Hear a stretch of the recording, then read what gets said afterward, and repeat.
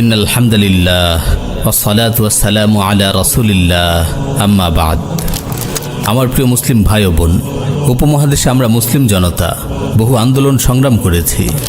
বর্বর শাসকদের শোষণ নিপীড়ন থেকে জাতিকে মুক্ত করার জন্য জালিমের মোকাবেলায় আমাদের অনেক মুসলিম ভাই আপন জীবন বিলিয়ে দিয়েছে। রক্ত ঝরেছে অগণিত মুসলিমের। প্রতি বাড়ি বহু ত্যাগ ও কোরবানির বিনিময়ে আমরা চেয়েছি একটি শান্তিময় নিরাপদ ভূখণ্ড, যেখানে কোনো জুলুম নিপীড়ন থাকবে না। আমরা নির্বিঘ্নে আমাদের রবের বিধান মতো জীবন যাপন করতে পারব।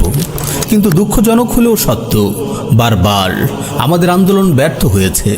কখনো কাঙ্ক্ষিত লক্ষ্য অর্জিত হয়নি। আমরা চেয়েছি শরিয়া শাসিত শান্তিময় নিরাপদ ভূমি, কিন্তু বারবার আমাদের ব্যর্থ করেছে শত্রুর নানান চক্রান্ত। ইস্ট ইন্ডিয়া কোম্পানি ব্রিটিশ বেনিয়াদের ভারত থেকে তাড়ানোর পেছনে অনেক মুসলিমের জীবন ও রক্ত ঝরেছে। অনেকে স্বপ্ন দেখেছে পাকিস্তান গঠিত হচ্ছে ইসলামের নামে। সে সময় স্লোগান ছিল, তেরা মেরা রিশতা ক্যা, লা ইলাহা ইল্লাল্লাহ, পাকিস্তান কা মতলব ক্যা, লা ইলাহা ইল্লাল্লাহ। কিন্তু পরবর্তীতে যাদের হাতে পাকিস্তানের ক্ষমতা ছিল, তারাই মুসলিমদের উপর শোষণ নিপীড়ন চালিয়েছে এবং পাকিস্তানকে একটি সেকুলার কান্ট্রিতে পরিণত করেছে। অবশেষে বাংলা স্বাধীন হলো। ভারত থেকে বেরিয়ে এসে গঠিত হলো পাকিস্তান ও বাংলাদেশ নামে দুটি মুসলিম রাষ্ট্র। কিন্তু তার শাসন চলছে ইসলাম বিরোধী কুফরি সংবিধান দিয়ে। নামে মুসলিম রাষ্ট্র হলেও এখানে সবচেয়ে বেশি নিগৃহীত হয়ে আসছে ইসলামী চেতনা। আরব বসন্তে বহু আরব রাষ্ট্রের শাসক বদলেছে, কিন্তু বদলায়নি তার অবস্থা। পরিস্থিতি সব জায়গাতেই আল্লাহর বান্দাদের জন্য বিরূপ। বহু মুসলিমকে আশার আলো দেখিয়েছে তুরস্ক, কিন্তু আশা হতাশায় পর্যবসিত হয়েছে।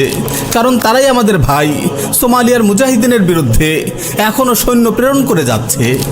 আমার প্রিয় মুসলিম ভাই ও বোন, ছাত্র জনতার তীব্র আন্দোলনের ফলে তাগুত হাসিনা দেশ ছেড়ে পালিয়েছে। গঠিত হয়েছে অন্তর্বর্তীকালীন সরকার। এরপর হয়তো নতুন কিংবা পুরনো কারো হাতে ক্ষমতার পালাবদল ঘটবে। ক্ষমতা কখনো এর হাতে তো কখনো ওর হাতে, এভাবে বারবার ক্ষমতার পালাবদল হয়, কিন্তু বদলায় না মুসলিমদের দুরবস্থা। বারবার এদেশের মানুষের উপর এমন শাসক চেপে বসে যাদের কাছে মুসলিমরা তো নিরাপদ নয় অমুসলিমরাও। কেননা সংখ্যালঘুরা বরাবরই এসব তাগুত শাসক শ্রেণীর ক্ষমতা ধরে রাখার খেলার গুটি হিসেবেই ব্যবহৃত হয়। গণতান্ত্রিক এই সিস্টেমে ঘুরে ফিরে দুর্নীতিবাজ জালিমরাই ক্ষমতায় আসে। যে জুলুম লুটুত রাজ একসময় আওয়ামী লীগের নেতাকর্মীরা করত, আওয়ামী লীগের ক্ষমতাচ্যুত হওয়ার পর তাতে জড়িয়ে পড়েছে বিএনপির নেতাকর্মীরা। এখনো ক্ষমতায় না আসতেই চলছে তাদের চাঁদাবাজি, টেন্ডারবাজির ভাগ বাটোয়ারা। আওয়ামী লীগ কিংবা বিএনপি গণতান্ত্রিক কোনো দলের কাছেই এদেশের মানুষ নিরাপদ নয়। গণতন্ত্রপন্থী যে দলই ক্ষমতায় আসে, পুঁজিবাদী রাষ্ট্র ব্যবস্থায় সাধারণ মানুষ শোষণ নিপীড়নের শিকার হয়। বদলায় না মানুষের দুরবস্থা। তাহলে যে শান্তি ও নিরাপত্তার জন্য আমরা এত আন্দোলন সংগ্রাম করেছি, এত রক্ত ঝরিয়েছি, কিভাবে সেই শান্তিময় নিরাপদ রাষ্ট্র প্রতিষ্ঠিত হবে? কিভাবে মুসলিম অমুসলিম সবার নিরাপত্তা নিশ্চিত হবে? সমাজের সর্বত্র থেকে বিদায় নেবে জুলুমের কালো থাবা। হ্যাঁ, আমাদের কাঙ্ক্ষিত শান্তি ও নিরাপত্তা তখনই নিশ্চিত হবে যখন আমাদের ভূখণ্ডে ইসলামী শরিয়ার শাসন প্রতিষ্ঠিত হবে, যেখানে প্রত্যেক দায়িত্বশীলের মাঝে আল্লাহর কাছে জবাবদিহির ভয় থাকবে। যারা শাসন ক্ষমতার দায়িত্ব পেয়ে শোষণ করবে না, বরং জনগণের প্রকৃত খাদিম হবে। তাদের কষ্ট লাঘবের আশায় তাদের দুয়ারে দুয়ারে উপস্থিত হবে। প্রিয় মুসলিম উম্মাহ, সেকুলার সিস্টেমে ক্ষমতার পালাবদল কখনো সমাধান বয়ে আনবে না। সমাধান আল্লাহর জমিনে আল্লাহর শরিয়া বাস্তবায়নের মাঝেই। আমরা যদি আমাদের এদেশে ইসলামের শরিয়া বাস্তবায়ন করতে পারি, তবেই মুসলিম অমুসলিম সকলের জন্য শান্তি ও নিরাপত্তা নিশ্চিত করা সম্ভব হবে। দেশের প্রতিটি সেক্টরে জুলুম লুটতরাজ বন্ধ হবে। দিন দিন মানুষ সমৃদ্ধির দিকে এগুবে। আপনার আফগানিস্তানের বর্তমান অবস্থার দিকে লক্ষ্য করুন, যুদ্ধ বিধ্বস্ত একটি দেশ কিভাবে অল্প সময়ে ঘুরে দাঁড়িয়েছে। তাদের মুদ্রার মান বেড়েছে, অর্থনৈতিকভাবে তারা দিন দিন সমৃদ্ধ হচ্ছে, কমেছে বেকার সমস্যা। এই যে দিন দিন তাদের উন্নতি অগ্রগতি, এটার একমাত্র কারণ আফগানের তালিবান সরকার মানব রচিত তন্ত্রমন্ত্রকে ছুঁড়ে ফেলে আল্লাহর শরিয়া প্রতিষ্ঠা করেছে। তারা শরিয়া প্রতিষ্ঠা করেছে আল্লাহর বলে দেয়া পদ্ধতিতে। এজন্য বিশ্বের কোন মোড়লরা কি বলল তারা তার ধার ধারে না, পাশ্চাত্য কি বলল তারা তার পরোয়া করে না।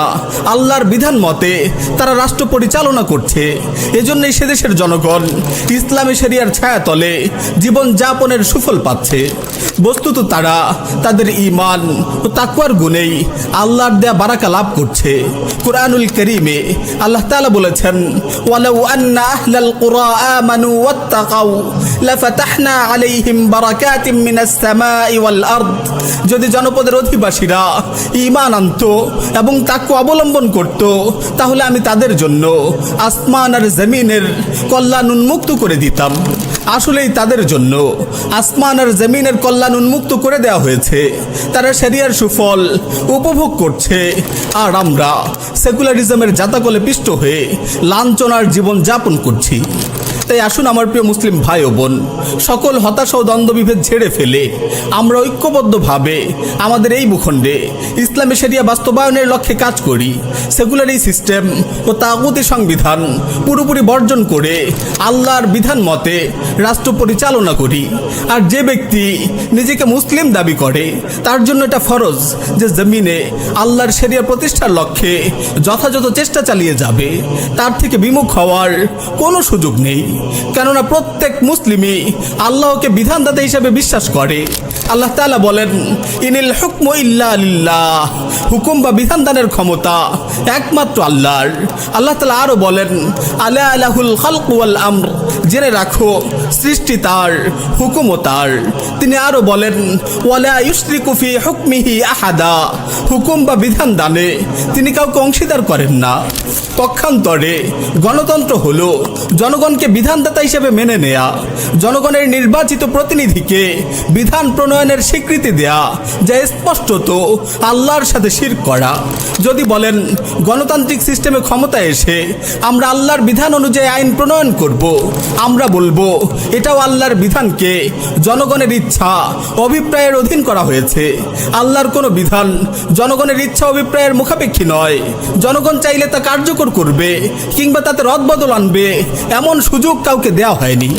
এক কথায় প্রচলিত এই সেকুলার ব্যবস্থা ও গণতান্ত্রিক পদ্ধতিতে আল্লাহর শরিয়া বাস্তবায়ন করা কখনোই সম্ভব নয়। অতীতেও কেউ পারেনি, ভবিষ্যতেও তা সম্ভব হবে না।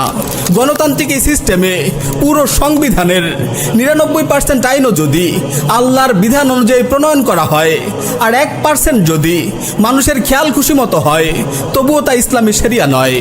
একটি বিধানও যদি আল্লাহর বিধানের বিপরীত প্রণীত হয়, তা কুফর। আমার প্রিয় মুসলিম ভাই ও বোন, আপনি সিদ্ধান্ত নিন আপনি কার বিধান প্রতিষ্ঠার জন্য কাজ করবেন, আল্লাহর বিধান প্রতিষ্ঠার জন্য নাকি শয়তানের জাহিলি বিধান প্রতিষ্ঠার জন্য। যারা জাহিলি জীবন বিধান চায় তাদের ব্যাপারে আল্লাহ তাআলা বলেন, আমলাহুম শুরাকাউ শারাউ লাহুম মিনাদ-দ্বীন মা লাম ইয়াযাম বিহিল্লাহ, তবে কি তাদের এমন কোন শরীক দেবতা আছে যারা তাদের জন্য দ্বীনের বিধিবিধান দিয়েছে যার অনুমতি আল্লাহ দেননি। আল্লাহ তাআলা আরো বলেন, আফা হুকমাল জাহিলিয়্যাতি ইয়াবগুন ওয়া মান আহসানু মিনাল্লাহি হুকমান লিকাউমি ইউকিনুন, তারা কি তবে জাহিলিয়াতের বিধান চায় আর নিশ্চিত বিশ্বাসী সম্প্রদায়ের জন্য বিধান প্রদানে আল্লাহর চেয়ে কেউ অধিক উত্তম। আমার প্রিয় মুসলিম ভাই ও বোন, ঈমানের দাবিতে সত্যবাদী হলে আপনি নিশ্চয়ই আল্লাহর বিধান প্রতিষ্ঠার জন্যই প্রচেষ্টা চালিয়ে যাবেন।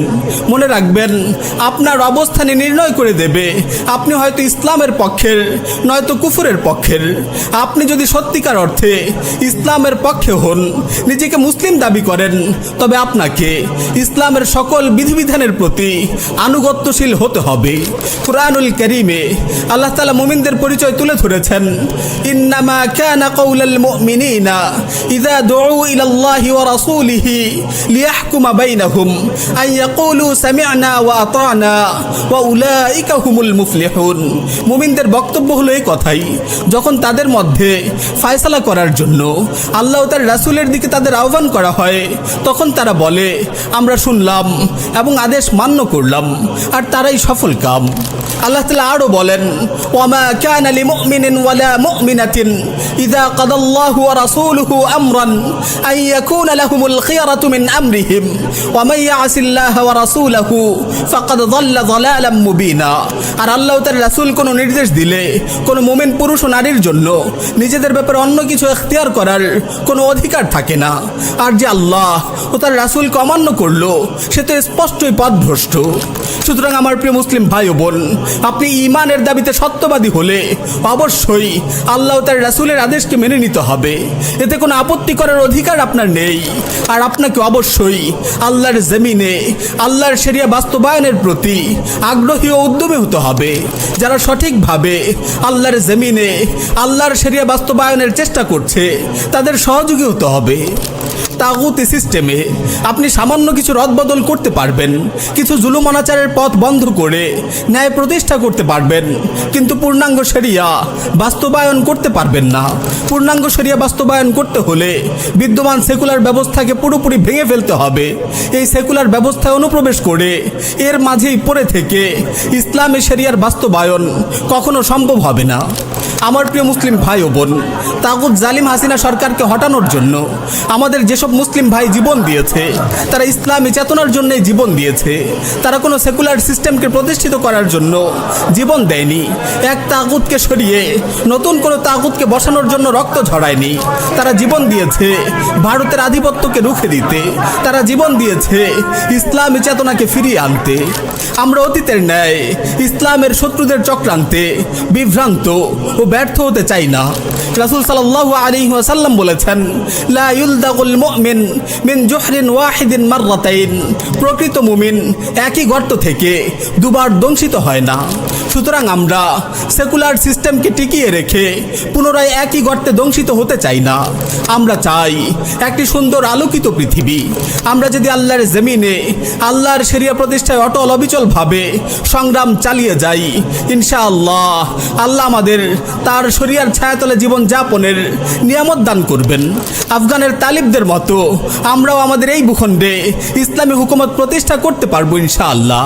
আর এভাবেই এক একটি ভূখণ্ড সেকুলার সিস্টেমের বলয় থেকে মুক্ত হয়ে এক সময় বিশ্বব্যাপী পুরো উম্মাহ এক খলিফার নেতৃত্বে খিলাফা আলা মিনহাজিন নবুয়ার ছায়াতলে সমবেত হবে বিইজনিল্লাহ। আল্লাহ আমাদের সেই তৌফিক দিন, আমিন ইয়া রাব্বাল আলামিন।